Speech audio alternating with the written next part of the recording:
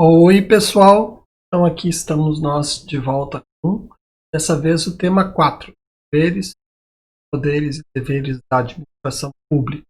Então vou de novo eu para o cantinho de baixo, deixo a tela grande com vocês. Oi. Então tá. Esse tema complementa a temática relacionada aos princípios, né? E mais do que isso, envolve o delineamento dessa figura poder público. Então, de novo, é um diálogo com o direito administrativo, com o direito constitucional, com a teoria do Estado, e direcionado para nossa querida figura, que eu vou trazer aqui na tela para a gente contemplar, matar a saudade, a administração pública. Está sem o rótulo aqui, mas está vendo a rosinha. Aliás, isso aqui não é rosa, isso aqui é fúcsia. Fúcsia não é a esposa do Fux, não é o feminino de Fux, que é o presidente do STF atual. Fúcsia é uma cor, que realmente sabe como é. Eu acho que fúcsia é isso. Bom, seja como for, já trago aqui uma figurinha que meio que sintetiza. Então está aqui o nosso novo, apresento a vocês a nova figura, que é o chamado de povo brasileiro, verde e amarelo, na cor da bandeira, enfim. E aqui trazendo algemada a figura da administração pública. E isso tem tudo a ver com o que nós vamos falar, que são os deveres, poderes da administração pública. Vamos junto então. Deixa eu te falar uma coisa a mais aqui. Vamos lá. Voltamos um pouquinho para a teoria do direito. Vamos lá para a teoria geral. Ou até teoria constitucional. Então, aqui até eu já cheguei a trabalhar isso lá em uma das minhas obras. Hoje eu estou, inclusive, acrescentando mais. Aqui o mundo das normas, a gente já viu. Quando a gente trabalhou princípios e regras e a distinção, nós trabalhamos os princípios. Mas não tínhamos falado das regras. Pelo menos tínhamos feito as diferenças, mas não tínhamos trabalhado as espécies de regras. De novo, isso é uma classificação, não está escrito em lugar nenhum. É uma construção teórica, como toda construção teórica, nesse caso, ajuda a facilitar a compreensão desse universo de regras. Classificação sobre regras tem de todos os tipos. Eu quero usar essa aqui, que tem a ver com uma construção minha, que tem a ver com conteúdo real das regras. Qual é o dado imperativo que ela traz? Já vimos que as regras são imperativas. O que as regras trazem imperativamente? Qual é o padrão de dever ser que elas trazem? Eu não estou ainda falando de direito público. Mas eu não posso deixar de lembrar que existem regras que se dirigem exatamente ao direito público, ou melhor, que se dirigem principalmente ao direito público, que são as regras que tratam de poder. Então, estou aqui com uma categoria de regras, primeira categoria. Qual é as características dessa categoria de regra? Regra de poder. É a regra que dá poder. Poder, quem pode exercer o poder? Então, aqui. E aí voltamos aos nossos outros temas, os poderes da República. Eu diria mais, não só os poderes da República.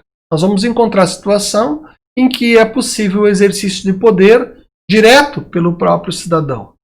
Chegar lá. Poder muito parecido com alguns dos poderes que nós já trabalhamos. Mas, enfim, o que eu quero dizer é que a Constituição traz regras de poder. Traz regras de poder para o exercício do poder legislativo, do poder executivo, do poder judiciário, do Ministério Público, da advocacia, e da Defensoria Pública, e por que não do cidadão? Sim, o cidadão também tem poder, embora o poder do cidadão seja, de certa forma, talvez o menor de todos, porque é um poder que dele emana, seria o principal, mas que formalmente os remédios que ele, cidadão, tem são pequenos, mas são remédios de poder, e essa é a boa notícia. pequenos, pelo menos em termos de possibilidade de expressão, em termos de depender de outros. A gente conversa lá para a teoria do Estado, teoria constitucional. Seja como for, as regras podem ser regras de poder, as regras que dizem o que o poder legislativo, por exemplo, as regras de competência legislativa, são regras de poder. Eu vou abrir a Constituição lá e vou encontrar várias regras de poder. Não vou abrir a Constituição agora, ela está escondidinha aqui embaixo, mas eu vou deixar para a gente olhar ela depois. Tá? Seja como for, a Constituição tem regras de poder e, enfim, nós vamos encontrar regras de poder eventualmente além da própria Constituição. O que mais que eu queria falar? Bom, e tem ainda regras de dever. Como assim regras de dever? Ué, há deveres na Constituição deles para os poderes públicos, deveres para os cidadãos, por exemplo, o dever de preservar o meio ambiente, inclusive é um dever comum do poder público e do cidadão. Repete, né, ao Estado e aos cidadãos o dever, né? O dever de educar os filhos, também é um dever dos cidadãos, mas também do Estado. Né? Então, a Constituição tem regras que são regras de dever, onde ela não diz ao poder público, não dá ao poder público prerrogativas de comando, prerrogativas de constranger o cotidiano privado. Não, ela dá encargos. Encargos, inclusive, tem preço, é uma outra boa discussão. Né? Seja como for, a Constituição traz poderes, né? E volta para cá. A Constituição traz deveres, e não só a Constituição, né? Eu estou trabalhando direcionado ao constitucional aqui, porque mais me interessa. E a Constituição traz direitos.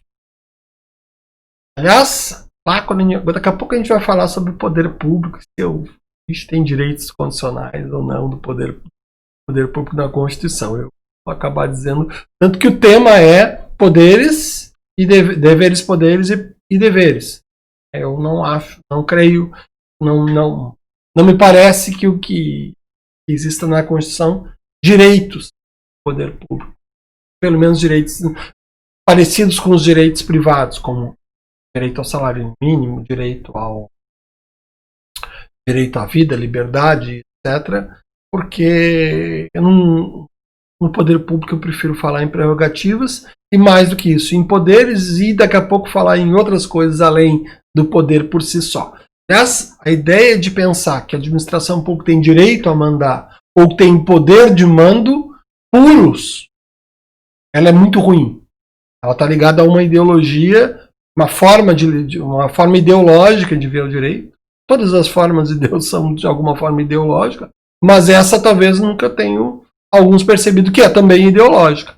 É ideológico dizer que existe poder da administração como tal, como se esse poder não fosse também um dever. É como o poder público que nós vamos tratar, a não ser aqui na teoria geral das normas. Tá? Então tem normas sobre direito, e eu tenho agora passado a incluir nessa lista um pequeníssimo conjunto de normas que não traz direito, não traz dever, não traz poder, mas que tem destino específico, que é regular as próprias normas. Então, o que a doutrina lá do direito internacional privado chama de normas de sobre-direito, vou usar esse termo. Por exemplo, as normas hermenêuticas são normas que determinam como se aplica as normas. Elas não trazem nada em especial para ninguém, mas elas trazem, se quisesse eu podia até dizer que são normas sobre poder, mas talvez seriam também direito.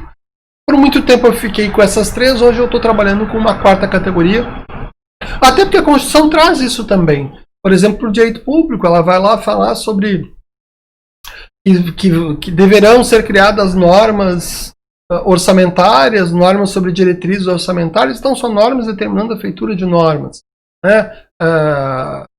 Penso que isso aí, mais do que o poder normativo, o dever normativo, a necessidade de criação de normas para o andamento do Estado. Elas não são o melhor exemplo, mas talvez o melhor exemplo seja exatamente as normas da antiga Lei de Introdução ao Código Civil, e agora também chamada Lei Geral das Normas, que, por exemplo, trazem regras hermenêuticas, trazem regras sobre a aplicação da lei do direito no tempo, a aplicação da lei do direito no espaço, né? Ou seja, a regra brasileira vale no Brasil, a regra anterior derroga a posterior. Essas são regras de sobre-direito.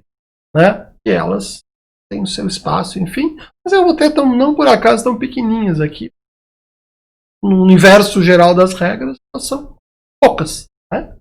Princípios já abandonamos, já deixamos para trás, foi o tema do encontro passado, e vamos seguir o baile. Aqui, nosso quadrinho agora puro, tirei os princípios e vamos foco nas regras, né? E aqui já sabemos que os 3/4 de regras. Essas aqui vão começar a nos interessar especialmente depois de uma lei recente, que é outro tema, mas não é o tema de hoje, não. Tá? Vamos começar a falar, então, das regras no mundo do direito administrativo. E, a princípio, eu estou pegando essa teoria como está aqui. O direito administrativo. Vou lá olhar as regras de poder. Vou ver as regras de dever ou de direito. Enfim, quais são as regras para a administração pública? Aqui eu vou começar a mudar o pacote. Eu estava falando de poder e vou tomar emprestado algo que eu não descobri. Vem, na verdade, das lições primeiro de Oswaldo Aranha Bandeira de Mello e depois do Celso Antônio Bandeira de Mello, seu filho.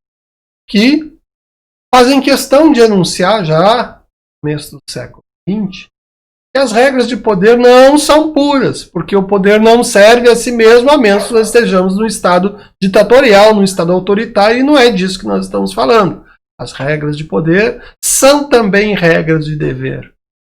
O poder de legislar sobre proteção do meio ambiente, ou sobre águas, ou sobre previdência, não é só um poder de legislar. É um dever de legislar. Tanto é verdade que você tem um remédio constitucional para obrigar o legislativo a legislar, ou pelo menos para fazer andar esse processo legislativo, que é o mandado de injunção. Então, isso, veja, o poder de legislar não é sequer direito administrativo, nós estamos falando aqui em direito constitucional. Tudo bem, mas é uma prerrogativa do ente público. Vamos lá.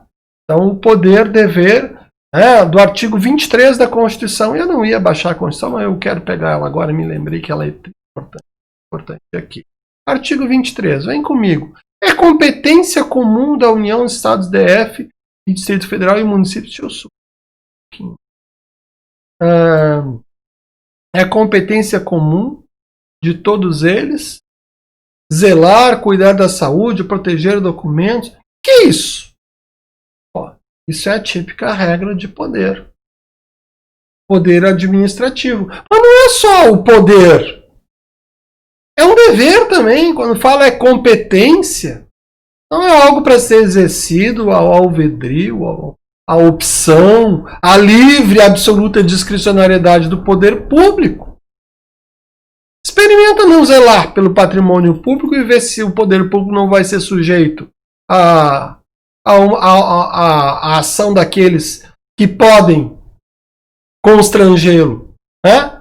A ação, por exemplo, do Ministério Público Federal, uma ação civil pública, junto ao Poder Judiciário, fazendo que o Poder Judiciário obrigue ele a fazer o que já deveria ter feito, que é zelar e conservar o patrimônio público. Olha aí.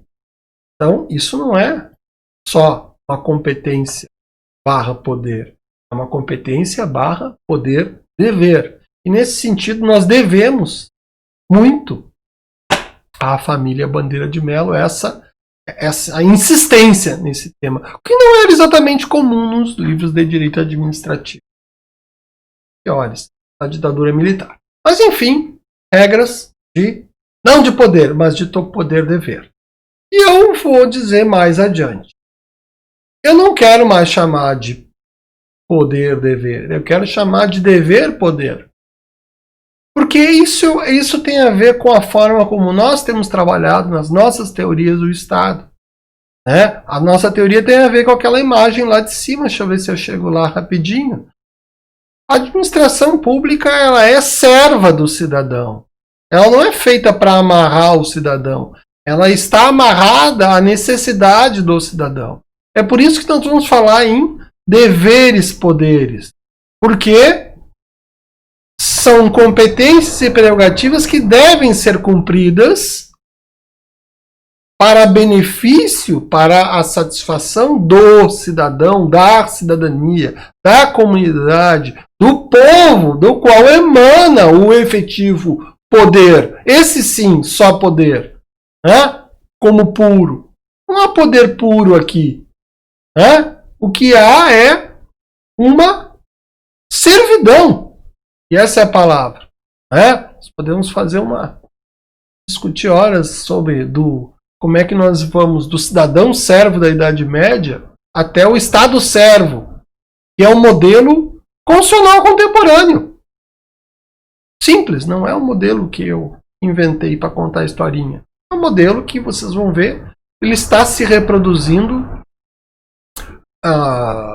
no nosso sistema, do ponto de vista normativo e jurisprudencial e doutrinário. Então, eu ouso inverter, né, com a licença da família Bandeira de Melo, e dizer que não é poder-dever. Dizer que mais que poder-dever, pegando a ideia deles, é dever-poder.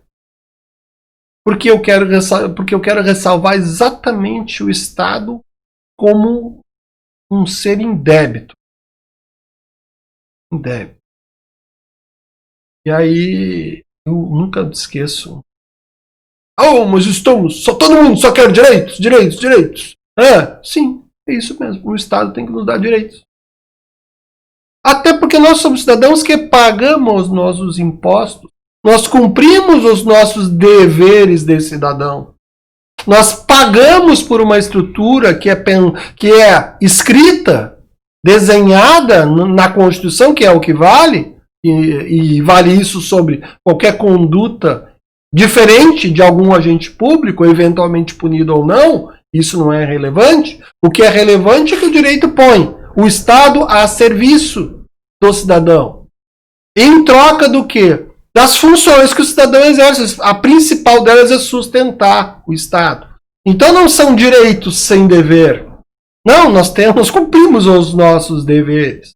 E o Estado é o nosso servo. Essa é a perspectiva. E eu, para ressalvar essa perspectiva de Estado servo, de administração pública serva, que prefiro falar em dever-poder. A servidão contemporânea é a servidão do Estado. É aquela única que nos interessa.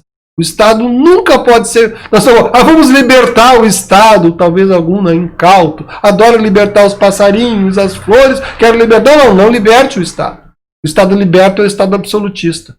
O Estado sem amarras é o Estado nepotista. Nepotista não, é o Estado despótico. Também é nepotista, porque acaba gerando um conluio de pessoas da mesma família, eventualmente. Né?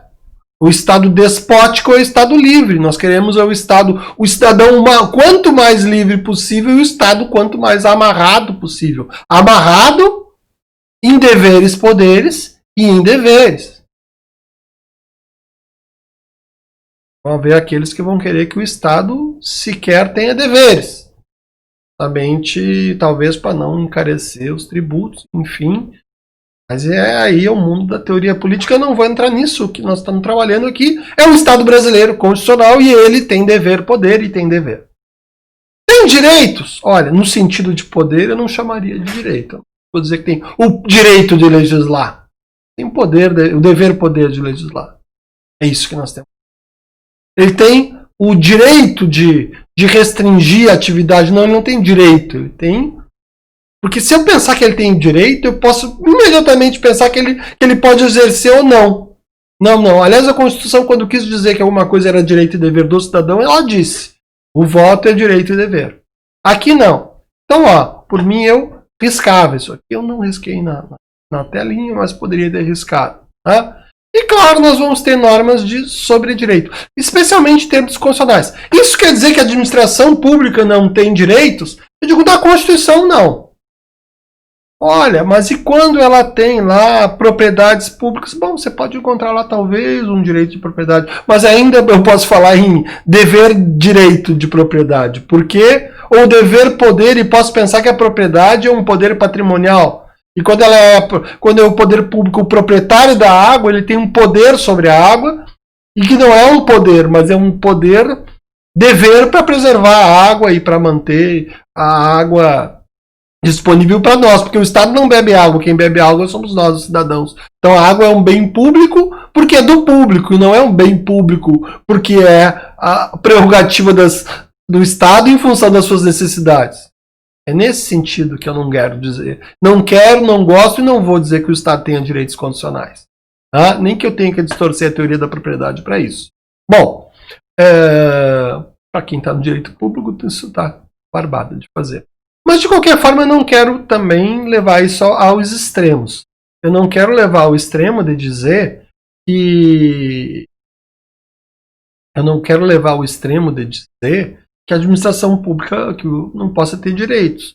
Até é possível, sei lá, direito à herança, tá lá, tem direito lá do Código Civil, tá lá no Código Civil, né? Tá bom, tudo bem. Eu posso ter direito a receber valores indevidos, direito a receber tributos, e aí sim, se bem que no mundo dos tributos, de novo, é um dever-poder, né? É um direito-dever, porque ela tem o direito de receber os tributos e a obrigação de cobrá-los. Ela não pode deixar de cobrá-los. Tá? E ainda dentro desse pacote do direito administrativo, as normas de sobredireito, que são aquelas normas que regulam normas, nós não vamos perder nosso tempo com isso hoje. Seja como for, cadê regras de dever-poder? Está aqui na Constituição. Aqui o 23 é um bom exemplo. Né? Mas eu posso encontrar ainda no 21 também. 21 eu tenho elencados, pulei os bens aqui, que eu recém falei. Compete à União. Aí, ó. Emitir moeda. Olha aí, ó. O que é isso? Isso é um dever. Um poder-dever. Dever-poder. O dever-poder está aqui.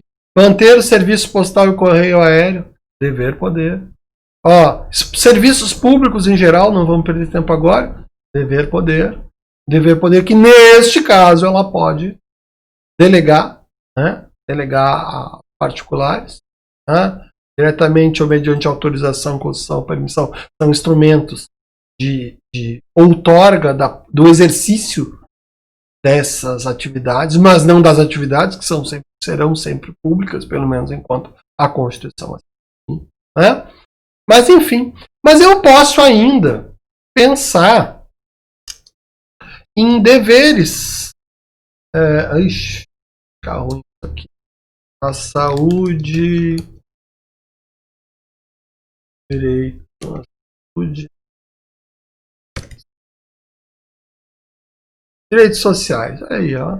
Direitos sociais à saúde. Se eu for pegar, isso é um direito do cidadão. Tudo bem. Mas é competência comum, olha a competência. Poder-dever. Né? Dever-poder. Ó, e o dever-poder de cuidar da saúde é o que legitima, por exemplo, as ações sanitárias de proteção da população. Se tiver uma situação do coronavírus vivida 2020, tá aí, ó. Ah, mas restringiu o meu direito individual? Sim, amigo, porque há o dever-poder de restringir. E se seu direito individual você acha que é circular na rua distribuindo vírus, não, você não tem esse direito individual. Né? Os outros é que têm direito à saúde e você que vai estar periclitando o direito dos outros. Né? Mas enfim, nós temos aqui um capítulo, um título da Constituição que trata dos direitos sociais e trata justamente dos direitos de saúde. E olha aí a saúde, que legal. Ó. Dever do Estado. Interessante aqui, eu trouxe a saúde, porque ela se trata de um dever da administração pública e é dever explícito constitucional. Como, num certo sentido, também é o da educação. É que a saúde é o mais amplo deles. Aqui. Mas também é dever público a segurança pública, também é dever... tudo isso são deveres. E vejam que na saúde é onde eu consigo enxergar praticamente um dever que não é poder. Tanto. Aqui, por exemplo, da prestação dos serviços de saúde. Talvez lá nas políticas de saúde eu possa pensar em dever poder, mas dever puro de prestar os serviços está aqui. Eu vou encontrar isso também mais adiante aqui no 200. Passei e vou lá para educação. Ó. Lá vou eu para educação. E lá, pulei. E lá na educação eu vou encontrar o dever público de prestar serviços de educação. Olha aí, ó. Cadê? Aqui, ó. Olha aqui, o dever do Estado com a administração. E que eu tenho aqui? Dever público. Puro. Olha aí, ó. Dever. Como? Obrigatória educação básica e ensino médio. Aí ensino superior não. Ensino superior não é dever público. Constitucional. Opa, vamos discutir isso depois lá, quando a gente trabalhar serviços públicos. Por hora, fica o spoiler aqui. Né? Seja como for, eu tenho exemplos, então, de deveres constitucionais. Então, pode esses deveres estarem não na Constituição, mas eu posso ter nas leis. Eu posso ter uma lei que, exemplo, a lei da Previdência. Direitos previdenciários estão ali regulados, né, e são deveres públicos prestar aqueles serviços que lá estão, bem já disciplinados na Constituição, mas detalhados em leis específicas. Eu posso ter também. Então, a lista aqui é imensa, né, mas eu quero mais do que a lista. Eu quero que você tenha em mente que há deveres, existem deveres constitucionais e legais do poder público, e eventualmente esses deveres estão também configurados como poderes, né? Porque a administração pública está aqui para isso, para servir o cidadão. Tá? E esse por hoje é isso. Está curtinho porque ele também está outro com o tema anterior, ele foi bem pesadinho. Tá. Por hoje era isso.